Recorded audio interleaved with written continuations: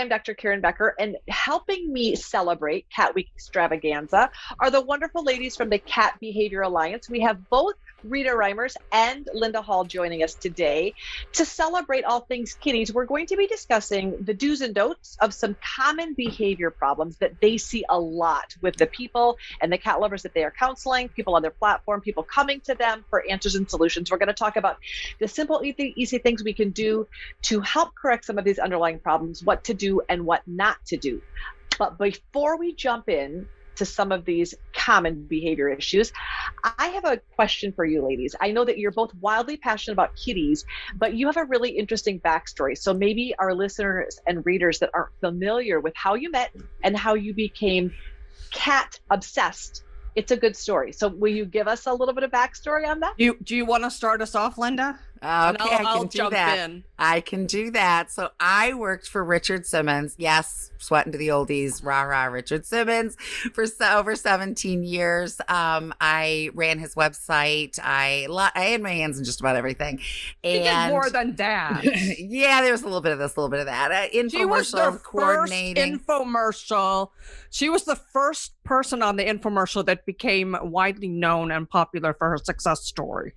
Nice. She was Linda Woodson at the time. Yes, different last name, but yes, got to be on the cover of Women's World magazine. She likes Sally Jesse Raphael. We had fun, but Rita at that time was working. Richard had a show on Sirius XM called Lighten Up with Richard Simmons, and you were what, executive producer? No, I was associate producer. Associate producer, yes. Along with Iris Goldman and our producer, Mark. I can't remember his last name anymore, yes. But it was our job to keep Richard focused, to schedule the guests. It was partially scripted because we had known guests every hour, and Iris and I would have to schedule them, do a little write-up about them. And then we had, live call-ins all during the show too. It was 3 years. It was really awesome. And I enjoyed every minute of it. I also associate produced his video called Love Yourself and Win that was originally recorded to be a fundraiser for public television, and Time Life Radio ended up Time Life. Yeah, Time Life. They ended up buying it and releasing it as a separate.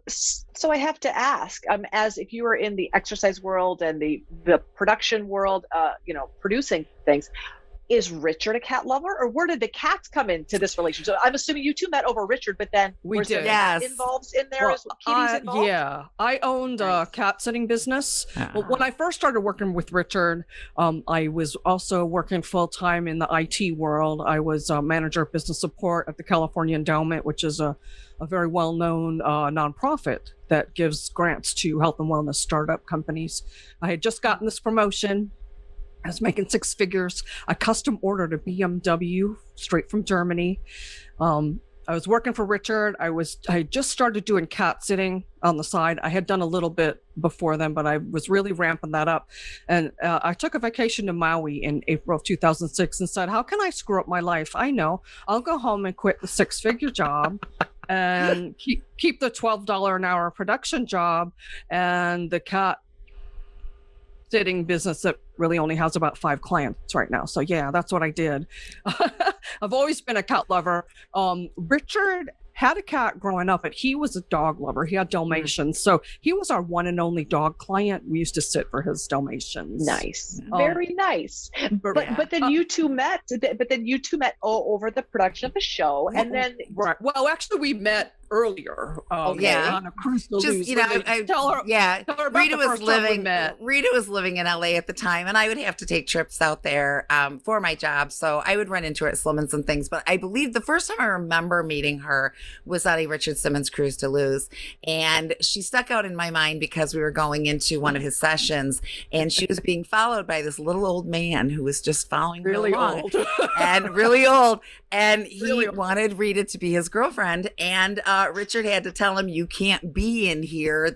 You don't have the name tag. And he was just, in love with Richard or in love with Rita. So it just kind of stuck in my mind that she was the lady that, attracted that little old man on the cruise. He wanted her to stay and do another cruise with her. Yeah. So so we got friendly through that. And then I adopted cats and just turned to her for, with questions and things. And so she was really secretive about the number. She's like, Rita, I'm not telling anybody this, but I now have 4 cats. I'm like, oh, 4 cats. I have 20. Well, actually, I think I had 17 at the time.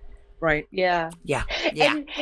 And did you acquire your kitties like most of us do? It's not like we go out looking for them. You know, they show up, people can't keep them. It's a desperate situation. No one goes out looking. And most people that I know, and certainly all my clients that have a dozen cats, it's out of desperation. So you started collecting kitties that needed you, both of you actually. Well, and then how did you decide to start helping others? Because obviously you both have a lot of experience just from the sheer numbers of cats that you have parented. Right. But then turning that into helping other cat lovers take better care of their cats is a second phase. And when did that come about? That came about, I owned Just for Cats pet sitting for about 17 years. Linda came on board the last 4 years when Richard retired. And I heard through the Slimmins grapevine that she was going to be laid off. And I called her and I said, because at that time I was trying to develop my own membership website, because I had been doing behavior counseling all along while I owned Just for Cats pet sitting. I said, Linda, would you consider coming to work for me to do for me what you do for Richard? She said, when do I start? So good. I said, do you want a week off between? No.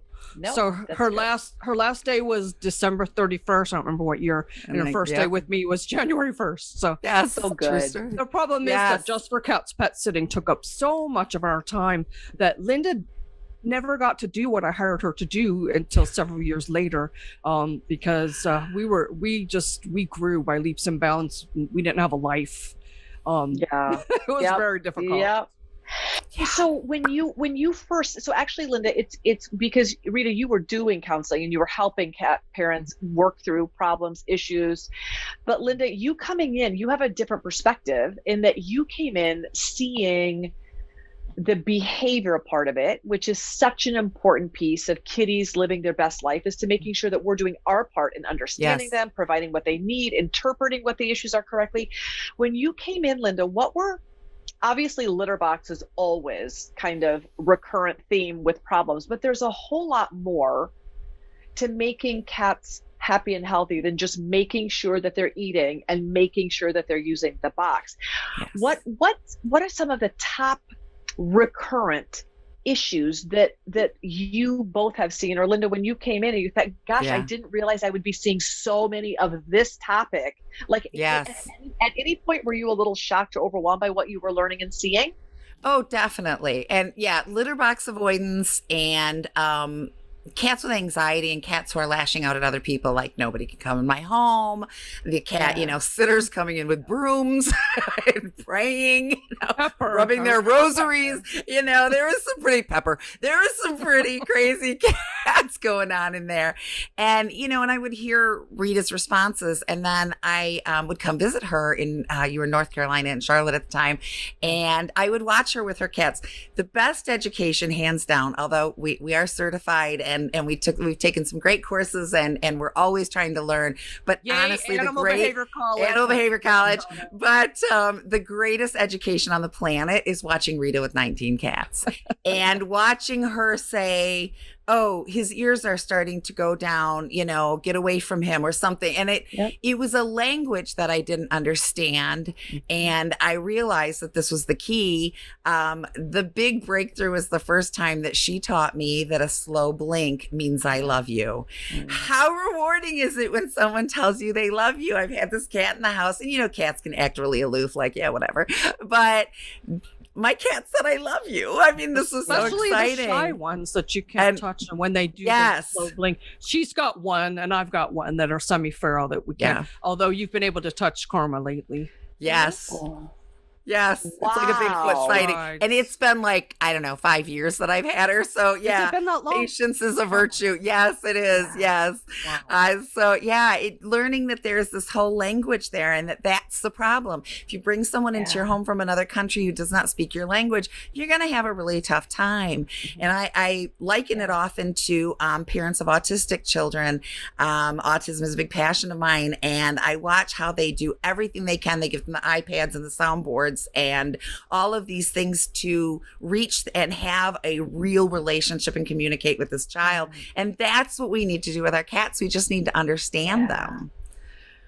Really well said. And so would you venture to guess, there's so many people that will say things like, I just have a bad cat. Well, no, they're exactly. So let's talk a little bit about how the onus is really on us as guardians to be able to be astute and sensitive enough to be able to pick up on if our cats are lashing out or being bad. That's a symptom of an underlying problem. That this is not a kitty trying to ruin your life. This is a kitty crying for help or hissing for help, but they have a problem, Yes, So we many see that all the times time.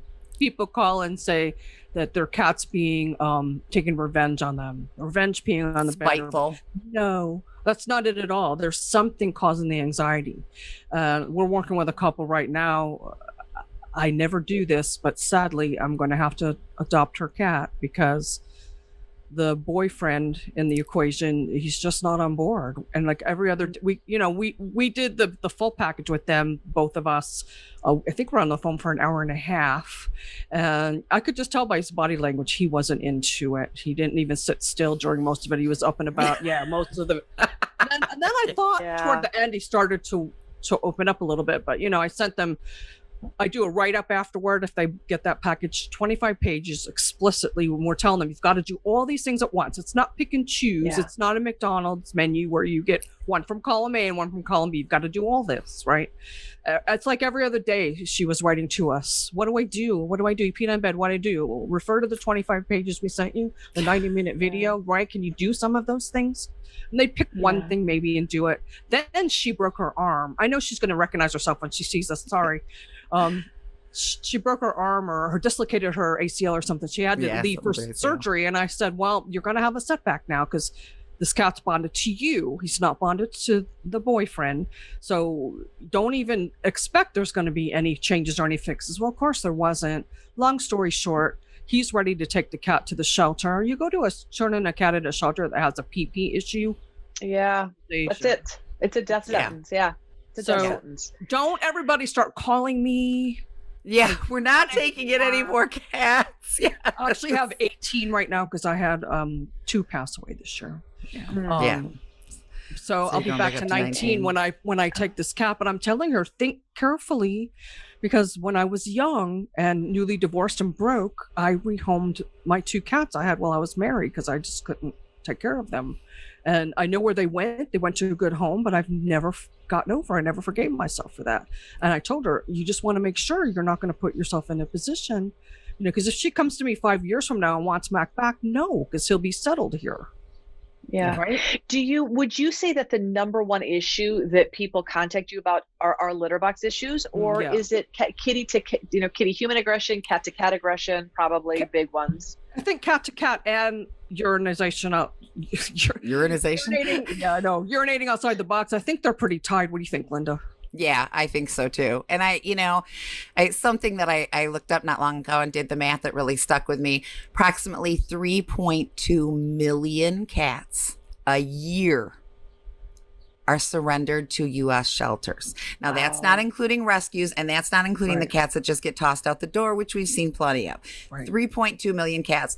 42% of those are sent there for behavior issues. So we have 134,400 cats every year that could have been helped. There are occasional neurological problems. We tell people our feeling is we can help 99% of cats. There's 1% that's a neurological issue that there's just nothing we can do about it. But so the majority of 134,400 cats could have been helped. Now, 530,000 cats are euthanized every year. And we know that in shelters, those behavior cats are getting the first send. Yeah. So, it's going to be more than 50% of those that are euthanized every year. And sometimes the problem, my favorite story is when my mother called me a couple of years ago. They wintered in Florida, and she said, we're losing our minds. Jazzy's peeing on our bed. They had like a mobile home. And so they didn't have a washer and dryer. I mean, this is a real problem. Excuse me. So she said, your dad's really had it. I'm really worried. And I said, has Jazzy been to the vet recently? Yeah, it was just not that long ago. I said, okay, well, if we can't fix it, you need to get checked for UTI. But have you changed litter recently? Yeah, we changed to something that's lighter for your dad to carry. And I said, well, tell Dad I'm sorry, but he's going back to the old litter. When they adopted Jazzy, he was declined. And all cats will have a preference on litter and can have this problem, but especially when they adopted Jazzy, Jazzy had already been declawed by the previous owner. So that makes for extra sensitive paws. He didn't like it. So you know how many people would have sent that cat to the shelter and all they had to do was switch back to their old litter and the problem was solved. Now, most of them aren't that easy, but it just sticks with me as a reminder. This cat may have been killed over something. He just didn't want to step on that litter. It was hurting his feet. It's not his fault. And the other point that I guess really came to my mind as you were speaking is how little choice we give to our cats. We decide everything. We decide what brand of food they're going to eat. We decide what litter. We decide if they have a covered box. We decide how often their bathroom will be cleaned or not cleaned. Yes. We make every decision. And then we say, and you're going to be happy with it. Well, if they're It doesn't work that way in my house. My cat. Well, and I think that is you have evolved, Rita, to the point that you're a student. You want to know your cat's preferences so that you can provide better care for them. And that also enhances your relationship. Sure. So you're an evolved cat guardian. But for people that think, I have picked the best of everything. I buy the most expensive food and I got the self-cleaning litter box for $250. What am I doing wrong? And I think sometimes it's that we're not necessarily thinking about things from our cat's perspective. So can you two talk a little bit about how important it is to think about what your cat's preferences are, because they may not be our preferences, right? Oh, yes, exactly. Linda and I can both tell stories about this, but I know, like, as a pet sitter, back when I was pet sitting for Cats Pet Sitting, I can't tell you how many homes I'd walk into. There'd be no cat trees. There'd be nothing soft for the cats to sleep on, no toys. What does this cat do all day? He's bored, and probably why he acts out. But Linda has discovered, like, I would tell her cat maybe we're going to the bathroom in a certain place. And I'm like, well, they want a litter box in that room, Linda. I'm sorry to tell you. And she had to finally break down and put litter boxes in the bedroom because I thought her terrible. I do not want to go to bed to the smell of poo. Who does? I know, right? I'm not doing it. And she finally just said, well, your choices are stick to your guns and clean up pee and poo over there every day, or put a litter box in it. There's a litter box in there. Not everybody has to live like that. We have a large number of cats, so we have to provide. You can't put all the litter boxes in one spot because that's not going to do it for a house full of cats. Yes. Yeah. And most people don't have 20-room homes. So if you have 20 cats, you are left. I have a litter box in my closet, in my bedroom, and a litter box in my bathroom. In my, I have a bathroom associated with my bedroom. Yeah. I've got 2 litter boxes and they're not attractive. And I would prefer that like all my clothes don't smell like poo. And if I didn't have that litter box, the litter boxes are 12 feet apart, but she uses both of them and she wants both of them. So my job isn't to tell her, you just get one potty, you're one kitty. She has 4 potties and she has 1 kitty. And that's just on my half of the house. My geriatric parents live with a kitty, and she also has her set of toilets. And it's difficult to explain to people, why do you have so many litter boxes? Because that's just what she wants. That's how many potties she wants. Yes. Another thing too is as your cats get older, if you live in a multi-story home, you can't put all the litter boxes upstairs or all of them downstairs, because they might not. As they get older, the stairs are harder for them. And plus, just like older people, if you got to go to the bathroom and the bathroom's like all of a sudden you got to go and you got to make a little trip to get there, you might not make it. And your older cats might just have an accident because they can't make it to where the litter is. And sometimes those litter boxes are really tall. Like there's those deep litter boxes. And, I've seen some kitties either with diabetic neuropathy or kidney failure where their ankles drop down. They don't have the rear limb strength to climb up 8 inches. So they're at the box. Right. They need to go pee or poo, but they physically trying to get in and out of that box. It's like you and I trying to, scale a wall. It's too much. It's too much work to ask them to Yes. so they go poo right outside the box. But they went there and they wanted to, but physically the box was too difficult. So even recognizing, how does my cat see the situation? Does my cat, we may love the color of the litter box, we may love the position, but that doesn't necessarily mean that kitties want that. That's right. Would you say that a lot of the behavior issues that you two counsel guardians about are more miscommunication, or is it that the kitties are trying to communicate with their owners and they're just not, we're having a communication issue? Yes. Yeah. Linda. We often ask for detail. People send in requests and they say, my cat's peeing on my floor. Well, I need a little bit more than that. Is your cat neutered? Because this can cause a problem. But one of the things that we really ask for is recent changes to the household. Did someone move in? Did someone move out? Did someone pass away? Have you been under a lot of stress? Did you move homes? We got one of the behavior clients that we got, they had gotten a puppy and moved house. And I don't remember what else. There was like 50 things that I'm reading this and they were about to move, and they were about to move again. Remember, they're like, yes, 2 weeks we're about to move. Well, don't start anything till you move, because it's a moot point now.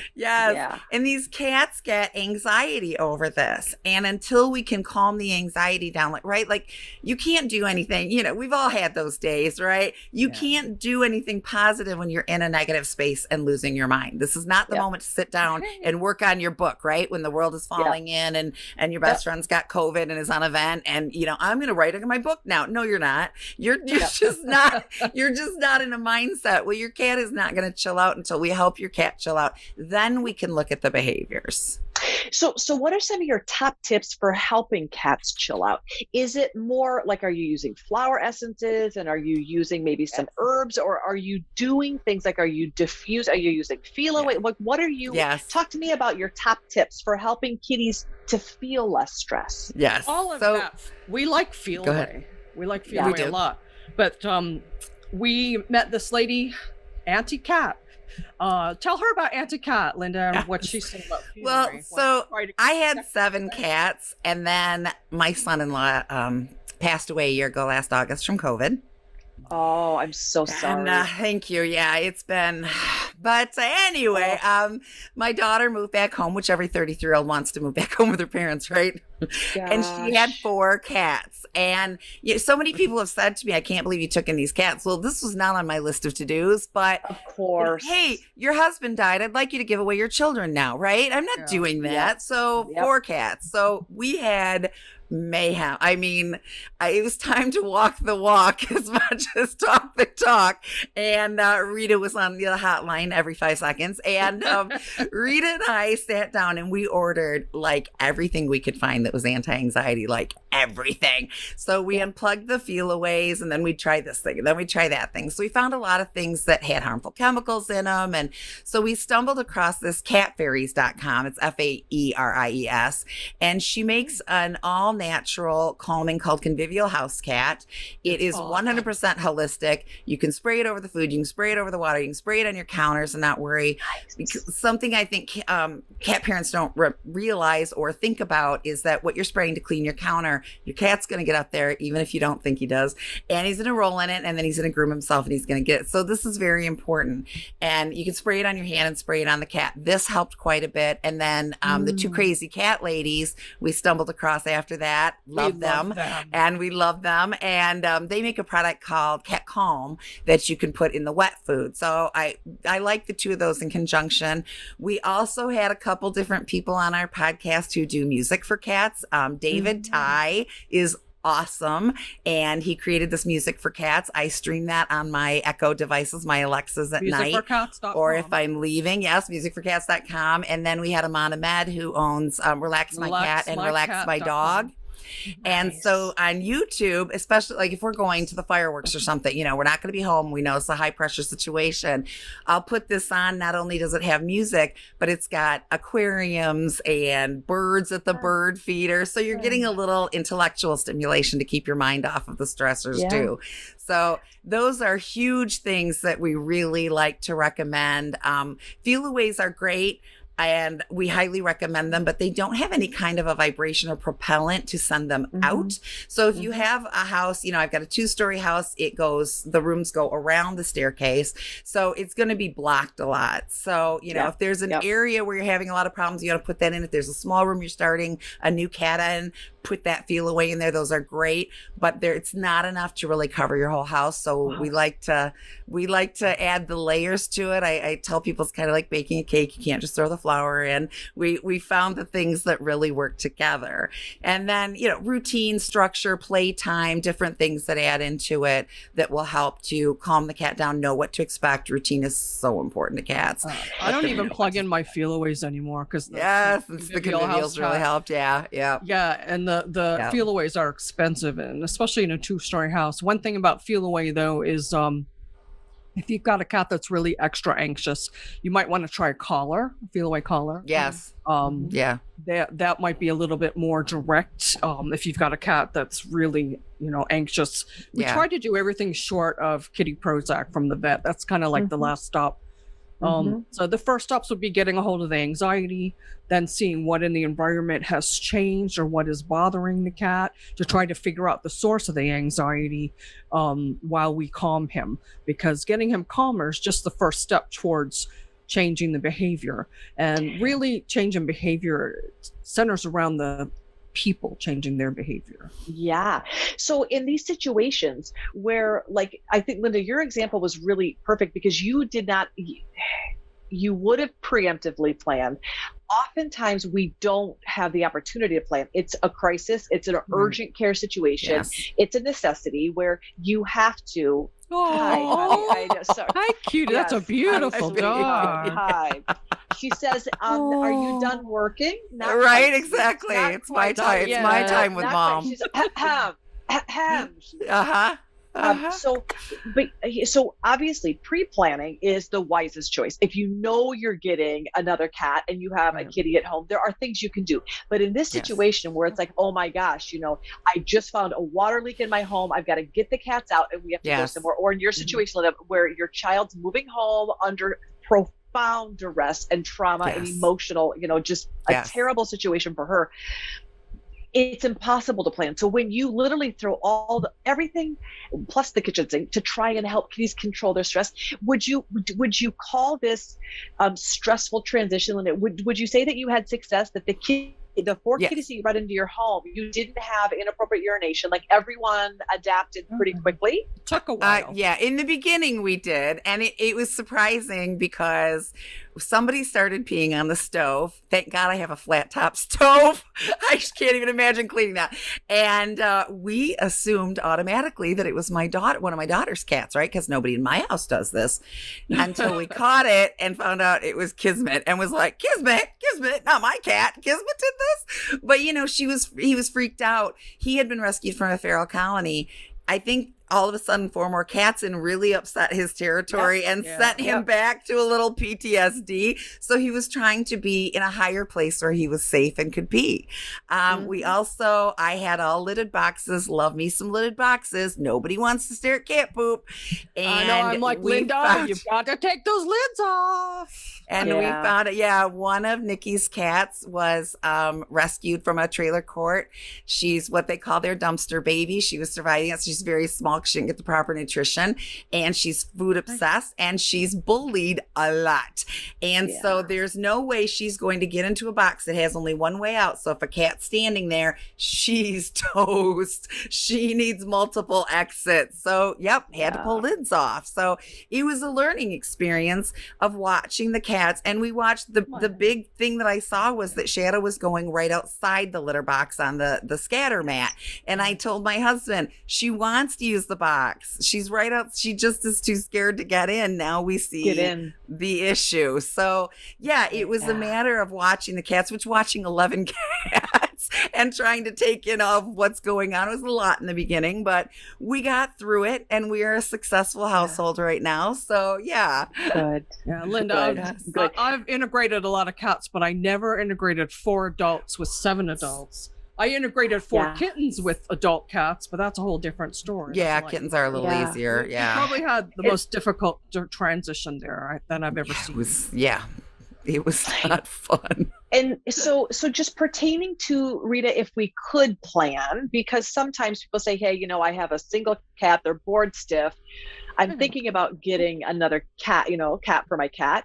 What are some things that we could do maybe preemptively for the stress part, of this? And even maybe we can talk now about the do's and don'ts. There's a lot of people that will train dogs and cats both with some old school techniques that just need to be retired, but for whatever reason, grandparents still maybe role model crazy stuff on how to discipline a cat. And so for whatever reason, these bad training suggestions get passed down from generation to generation. Can we cover a little bit about the ones that we just need to what should we never do with our kitties? Water bottle. Never use the water bottle. I'll tell you why. For one thing, the cat you have to be there when the cat does something quote unquote wrong for you to see it and discipline. For another thing, after a while, the cat's going to learn just to not do that thing while you're not around, and may start either getting aggressive towards you or fearful of you because he associates you with the water bottle. So unless you're having a bloody knockdown, drag out fight that you absolutely have to split up, I advocate just get rid of that water bottle. Don't use it at all. So listen, I have a confession, and I'm just going to be honest with you. My mother rescued these two senior cats, and the one kitty would always try and run out the front door, tried to run away, tried to escape. And I've got two senior parents who can't move, and I don't want them to trip, and I don't want my parents falling. I don't want the cat outside because my mom can't chase it. Just super stressful. The cat would ambush the door, would hide and wait. And as my parents were either trying to get the mail or whatever, trying to come in and out of the house, the kitty would make her escape and try and get outside. So it only had to do it twice. I didn't spray the cat, but I came to the front door, opened the door, and of course she was ready to ambush and try and get outside. And I just sprayed the tile entryway. As I was coming in, I sprayed the tile, and she's like, oh my, she was so offended that that someone came in spraying the entryway that she never attempted it again. But I also know that water bottles are no, but I was so desperate. I'm like, listen, I don't know what I can do to make her say, the front door is not an access for you. You cannot do this. But she never did it again. But I also have heard many, many times, don't ever do that. I didn't know how else to manage it. So that was my default. You actually weren't so far off wrong. So when it comes to cat behavior, things like that, scratching your sofa, etc., 2 steps. Number 1, you have to make what they're doing unappealing to them. Okay. You can't convince the cat they're wrong. You can't punish a cat into submission. I holler at my dog. My dog's like, I'm so sorry I broke your heart. I'll never do it again. And my cat's like, what is your problem? Right? I recently gave an example to someone in discussing water bottles. They said, let's imagine that you are working in an office job and you're at your desk and your boss comes by and he says, you are not to leave that desk until 5 p.m. for any reason. You are not getting up from that desk. Okay. Your stomach starts churning. You need to visit the bathroom. It's a coming. You run to the bathroom. You get back. There's a disciplinary action on your desk. Do you feel like you did something wrong, or do you feel like your boss is a really big jerk, right? Yeah. Spray that cat. That cat does not equate that to something they did wrong. They just think you're a jerk. So, they make these cans of things on, you can get them on Amazon, Scare or something. Yeah. It's like a lot of S's, and they have a sensor. So if somebody walks past them, they give a burst of air. This will work. It's not my favorite thing in the world, but this will work. I keep 2-sided tape. They make it in sheets that you can put, I actually have it right here, that you can keep it handy. When I see a cat is scratching my sofa, I peel one of these off and put it on the sofa. It's not horrible looking. It's just a little shiny. But when they touch that sticky, they don't like it anymore. So then step 2, you have to provide something else. So if it's scratching on your sofa, you put that tape up and you put a scratching post right there, and then you can slowly move it back. But it's like, not this. So, and for the door, I have an escape artist cat. Rita and I have been on the phone a lot about it. He just needs a lot of stimulation. And so I have bought extra cat cubbies and cat shelves for him to go be in his own space, and cat shelves in windows where he can watch outside. I have bought all kinds of toys that move when he hits them, and then they just move on their own. I have bought everything. I spent a lot of money trying to, and so far so good. I'm going to knock wood because you never know. But, the idea is you have to provide something else. And if that cat's wanting to get out, it's for stimulation, then you got to stimulate the cat elsewhere. Well, yeah, your cat thinks it's a game, right? But this older cat, like she was pretty new with your parents, right? Both of them. She was. So she was just scared and probably didn't know, she wanted out because she didn't know them yet. So you kind of did the right thing in that you made that front area unappealing. Yeah. I might have done that not in front of her, that you didn't spray her with the bottles. No. And it was you're not her human. So if it was your mom or dad, that might have been a little more traumatic. But another thing you can do is teach them go to place. And you use a clicker and a wand with some wet food on it. Like maybe teach each cat, this is your perch, this part on this cat tree, or maybe this cat tree belongs to the other one. You kind of train them by leading them with the stick, click, let them have their treat, and say, go to place or whatever you want to, whatever words you want to associate with it. So they finally learn when you say that word, that's where they go because they're going to get a treat. Mm-hmm. So you say that when you're about to leave, give them a treat, slip out the door. And we've done that since this time. We have done, in fact, over COVID, I had just trained my cats to do silly circus tricks because what else do you do when you're stuck in the house? So I just have the most obnoxious tricks that I have done. The issue is the kitty, it's when you're coming in that you can't, when you're coming home, that they want to try and escape. But here's the good news.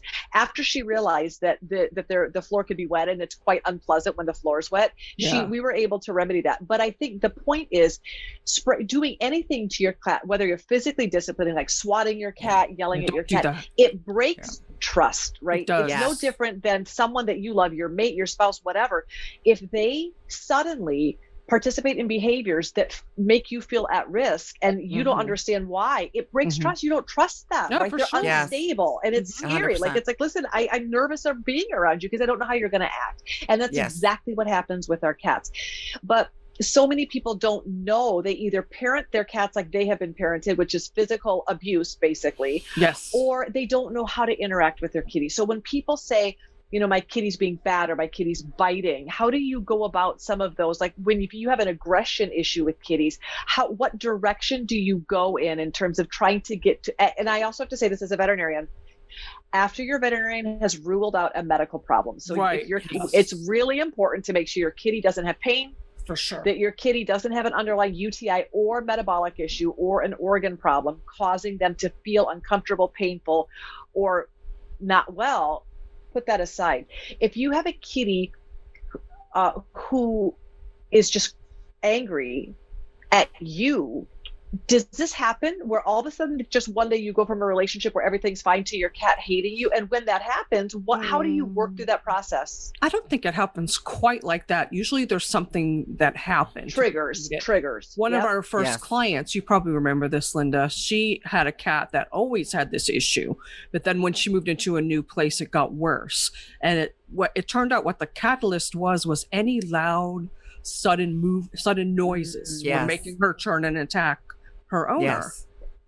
So we suggested for one, of course, the convivial. I don't think we did convivial back then. We didn't know about it yet. So it was just feel away.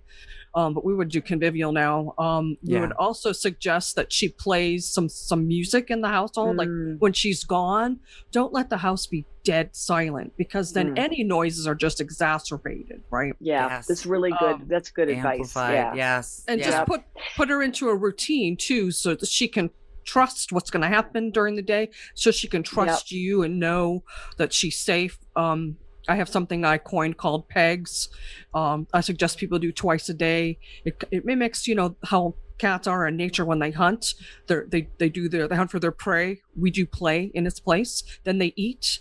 then right away they groom to get all that scent off them to not attract predators, and they go to sleep to digest that protein meal. So I suggest people do that in the morning. If they have to leave to work out of the home while the cats are eating, slip out the door. They'll naturally go into GNS by themselves. And then at night, I suggest you either do it with your dinner meal or with treats just before bed. I do it around 10 o'clock, 10, 11 o'clock, so that when I go to bed for the night, they're going to bed for the night, and there's less chance of having nighttime antics, provided that you've given them some really good playtime during the day, a couple times a day. Yeah. And your favorite, do you have favorite toys? Do you talk about, because so kitties are so different. Some people, you could drop $200 in a second on toys, and cats are like, no, no, no, no, and no. And it's like, oh, trats. $2.99, the Cat Dancer. Cat Dancer is my favorite toy, but Linda just discovered a brand new toy I'm going to get. Linda. Yeah, I got it off Amazon. Amazon and Chewy really love me since COVID. Yeah, I'm like their biggest fan.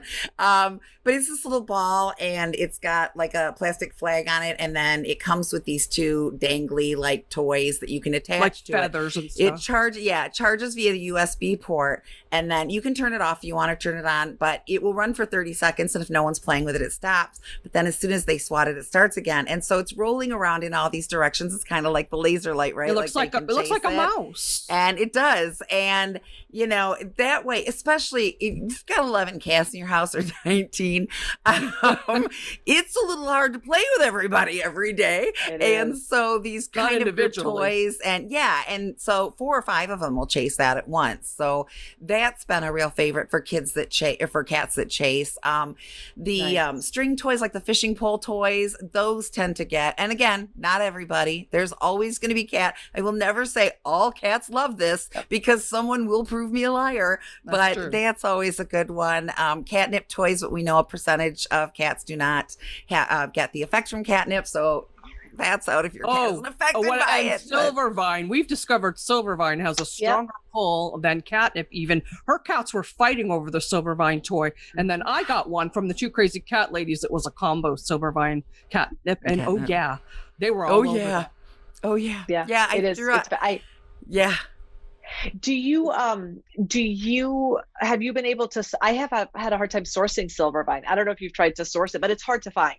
We haven't yet. Really difficult to. It is. I'm trying to find seeds so I can grow it, because I grow my own catnip so that I know it doesn't have pesticides or anything on it. So I'd love to grow my own, and I'm having a hard time finding seeds. Plus, we're working on a line of toys. Spray and we're playing around. We want everything to be homegrown, organic, USA sourced. I am so glad. Listen, when this let me know when this line is out. I think toxic we could send you a few. We've got some prototypes. I tell you, all those brightly colored toys are something that those synthetic dyes our cats are ingesting them. Then, we wonder why kidney and liver function is wonky, and why the environmental working group found that kitties are the most polluted animals in the home, more so than babies, because we give them toys that have not been through any rigorous, transparent, or contaminant testing. And so our kitties are dumpsters. Their bodies are dumpsters for all of these toxic toys that they enjoy playing with them, but they're unsafe. They have chemicals in them that are unsafe. So I love that you're doing a non-toxic toy line. Have you ever had your cat drop a ball into the water, and then the water turns whatever color the toy is? Yes. And so the slobber that's getting in them. The other concern is things that get ingested and cause impactions. I'm sure you, as a vet, know what I'm talking about. We had a cat client back when we ran Just for Cats, was set up to do a visit, and she called and said she's not going on vacation. Her cat tore apart her favorite toy that she'd had blah years and ate it, and it caused an impaction, and she caught it it was life or death, and the cat survived, thank you God, but it was so close. So one of the things I'm doing is I'm sewing these toys. I'm doing these all from my kitchen at my sewing machine, and it's a pain in the neck, and I don't think any factory's going to do it. I sew about a half an inch, I back up, I go forward, I back up, I go forward, I back up, I go forward. So it's locked every way. Every toy is handmade. So if your cat tears one of those pieces, it's only going to get a piece this long. It's not going to get the entire string that went all the way around. So great. It's so great. Well, I love this. And that's one of the, it's really hard. Just trying to find feather toys that have not been dyed. Trying to find natural feather toys is really hard. You used to be able to find ostrich feathers, but you can't find those anymore. You can't. So now I'm just making friends with chicken farmers that do home slaughter. And I'm like, hey, so I'm just collecting my own feathers. Because I don't know what else to do. But I have chickens. I should probably see if you should. By the way. Sounds we need crazy, we need a little something. No, when I adopted my first cat from local rescue here, Friends of Felines, she has peacocks, and she would give people peacock feathers, and they were the greatest toy on the planet. And they were fresh out of the peacock. So she saved all of those. Yeah. So I love that you're doing a lot. And my recommendation as a veterinarian is that you do try to avoid, if you can find locally sourced, if you know the ingredients, if you're, in your situation, you can buy organic cotton or whatever your fabric. Yes. But I think we underestimate how toxic a cat's environment is that plays into the emotional and physical well-being. We totally have underestimated that. So I love the fact that you're thinking about recognizing that because play is such an important factor of a kitty's emotional and mental well-being, we have to give them clean things to play with, right? We don't want the toys to create toxicosis and in turn a physical problem. And I think that's happening more than we want to talk about. So I love that you're doing that. Ladies, if people wanted to learn more about what you're doing and where you do it at, or want to get in contact with you, where would they go to learn more about everything that you're doing? So many places. Probably the best place is our website, catbehavioralliance.com. We also do a radio show on Pet Life Radio called 19 Cats and Counting, named after, I had 19 cats when we started the show. We probably should rename it to total the number of cats we have. Right. No, we're just going to keep counting. We're just going to, it's the and counting that really counts. Yes. We're also on YouTube. We have a YouTube show called Let's Talk Cats, where Linda and I are a lot more candid than we can be on a radio show that's on somebody else's website. We just tell it like it is. It's just the two of us talking. We just started Tabby Trivia, which is just like a little 5-second trivia. Like, did you know cats can't drink milk? What was another one you did, Linda? You did the ancient Egyptians worshiping cats, and I love all that creative stuff. It's a lot of fun. So and the claws with the kittens can't retract their claws, things like that. I think we also write a blog for Litter Genie. I should Kitty Corner, /Kitty Corner with K's. Kitty Corner with K's. I think the most important thing for any parent is understanding how a cat thinks and how a cat works, because everything a cat does is out of instinct and you can't change that. I love telling people we domesticated dogs over 20,000 years ago. They consider that cats were domesticated about between 10 and 12,000 years ago. So for one, they're not as far along. But number two, we didn't domesticate them. People started living together in the Fertile Crescent, where people were living together. They were cooking. There was food. Rodents were attracted. Cats went, buffet. They started hanging out. The people appreciated it, so they treated the cats kindly. But it was a coexistence. You are not my animal. You're not going to do my chores. You're not going to pull my sled. You're not going to hunt for me. We are coexisting, and that is a cat's idea to this day. We're coexisting. You can't convince a cat to do what you want to do. You have to change the situation, and it can be done. It's all doable. You just have to be willing to work on it. This is something that people really need to understand. We're not going to come. It's just like weight loss. There's no magic pill. We're going to give you the plan. You're going to have to put it into practice, and you're going to have to do it consistently before you see the results. One thing is not going to solve it. Yes. And then they want to give up. Yeah, like this client, I'm going to take her cat because I know they didn't give it half a chance. Yeah. They didn't do half the things we said for as long as it needs to be done. I can't tell you, at the end of 30 days, this problem's going to be gone. We've had success, like the one couple, 3 weeks, their problem was solved. I mean, because they did what we said. And plus, they were very intuitive about their own tasks that they needed. They were sleeping in separate beds and really wanted to get back in bed together. One slept in the guest room with one cat and one in the bedroom with the other. But see, cats, like, they haven't changed much since they've entered our lives. They still look like their original ancestors. Dogs, we bred them to be, you know, working dogs for different reasons. There's cat breeds, but they're more for show and looks than any kind of service to function right. per se. Yes. That's right. That's right. And I think that people do forget that. In fact, there's a lot of journalists that will still call kitties semi-domesticated, that we are not in control of cats. A lot of my cat owners get really angry when you insinuate that they're only semi-domesticated. I'm like, listen, that's true, that piece that it is true. And that's that piece that actually, as much as you think that's not true, that's the piece that, believe it or not, we love about cats. That's the magic. That's why cats are magic, because they will not be told what to do. And they have these incredible, very clear boundaries about this is acceptable and this is not. And it's our job to recognize that, just admit it. And then also, if we're going to commit to a lifetime of loving this animal, we have to do it in a way that they want to be loved. It's not about our rules on them. It's about the cat saying, this is who I am, and I need you to accept this about me. And then, because you're holding me captive in your home, make it really as good as you can for me, because their well-being rests in the palm of our hands. So it's our job, right? It's our job to do those things. And I love the fact that you are really, your platform, your commitment, your desire to want to educate cat parents and doing all they can. It's so good, ladies. And I'm so thankful that you have participated in my Cat Week Extravaganza. Thank you for asking us. We're so excited. Yes. We get so frustrated. You know, we want to reach the whole world, and we can't, you know, there aren't enough behavior sessions a day in the world. You know, when you look at those 134,400 cats who need behavior sessions, Rita and I can't do that. And I think a lot of people don't know that behaviorists are out there. And they don't understand what they need, you know, and like the people that deny it, those are the people that are going to have the worst troubles. One of the biggest things I tell people when they're trying to, you know, I've got this new cat in the house, why doesn't it like me? I really have harped on, every living being falls into one of three categories for a cat. You are either prey and you're going to eat me, or a predator and you're going to eat me. You're prey that I'm going to eat, or you're part of my social structure. So it's going to take time. Okay, obviously this 6'2" man is not my prey, but he might be a predator. So I have to learn to trust him, that he's not going to sneak around and eat me. Right. Yeah, he might be. Your husband. He might be. Yeah, no kidding. Yeah. And, you know, and it takes time to build that idea of a social structure and build that communal scent that lets them know that you're a part. So you understanding cats is the key to everything.